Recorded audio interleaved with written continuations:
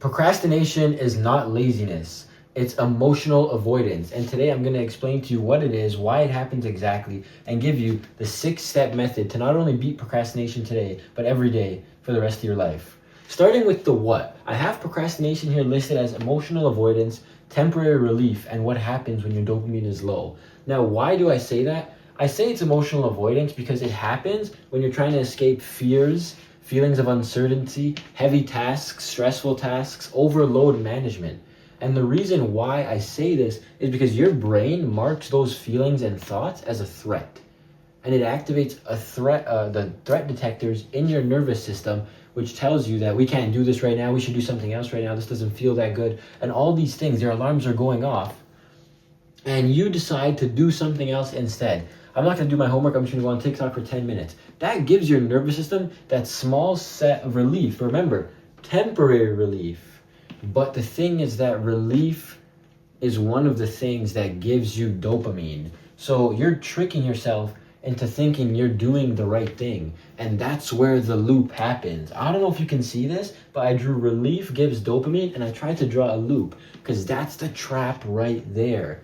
And what I mean by when your dopamine is low, it's impossible for you to feel motivated. And what a lot of people don't know, but some people do, I'm just going to say it anyway, motivation comes after action, okay? So just because you have low dopamine and you feel like you don't want to do the task, that is not a reason to not do the task. Because as you're going to see in these steps, the motivation comes through doing, okay? Starting with step 1.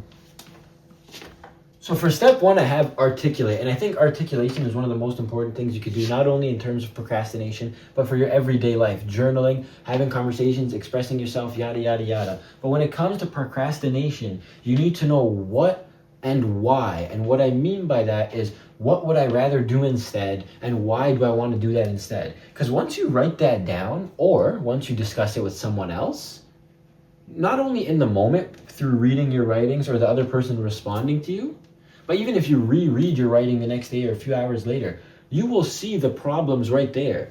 I rather watch TikTok right now than do my assignment because my assignment is going to be stressful, it might take long, and it's going to be boring. TikTok doesn't take any effort, and it's going to keep me busy until the time passes.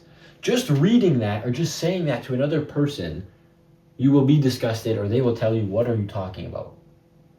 Right? You are choosing current you over your future goals, okay? You cannot do that. And through articulation, you will find that out real fast.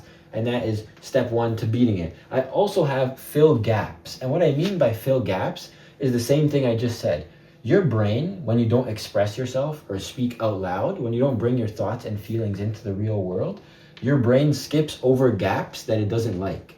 And the best example of that is when you say something out loud and it doesn't sound as good or as easy as it was in your head. But step 1 doesn't always work. It's just the beginning. Step 2.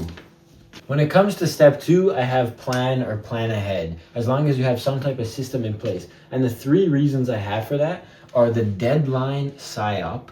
There's the fact that you have no option once you have to follow a plan or system, and that there's less uncertainty and other feelings like that. I want to start with the deadline psyop because when I was talking to one of my siblings about this, they're like, what are you talking about, the deadline psyop?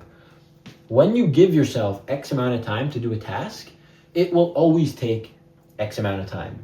If you have 3 days to do your homework, you do it on the last day, the 3rd day right before it's due. If you have 1 hour to do that same assignment, just like, for example, you're on the 3rd day, it's 10:59, you have an hour, and it only takes that hour. So you could have done that assignment in the first hour, but because of the deadline psychological operation, that's what PSYOP stands for, it took you the full 3 days. When you tell yourself you have more time, when you tell yourself you have options, that's why it says you can't leave yourself with multiple options. When you tell yourself you have options, you choose comfort 99% of the time. And my last point, less uncertainty and other feelings like that. All the thoughts, everything's laid out for you. The goals, the what, the why, the when, it's all laid out for you. So when you plan, when you're looking ahead, there's less stress. When you walk into a test prepared and well planned, you're not as stressed. When you walk into a soccer team trial prepared, you've been sleeping and eating good, you're not as stressed. You're not worrying about the other players, you're just there to do your job. Okay, so that's step 2.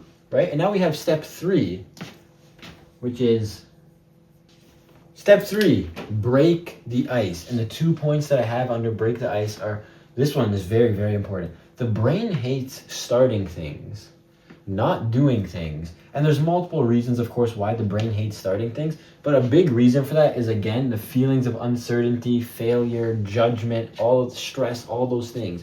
But once you start doing it and getting the hang of it, you know exactly what I'm talking about. You're smirking right now because you're thinking about when you started doing something, you weren't that good and you didn't like it, but thank God someone or something made you comfortable and you started getting the hang of it, and now you do it all the time. That's what happens. The brain just hates starting things, not doing things. You see that so much with homework, especially math.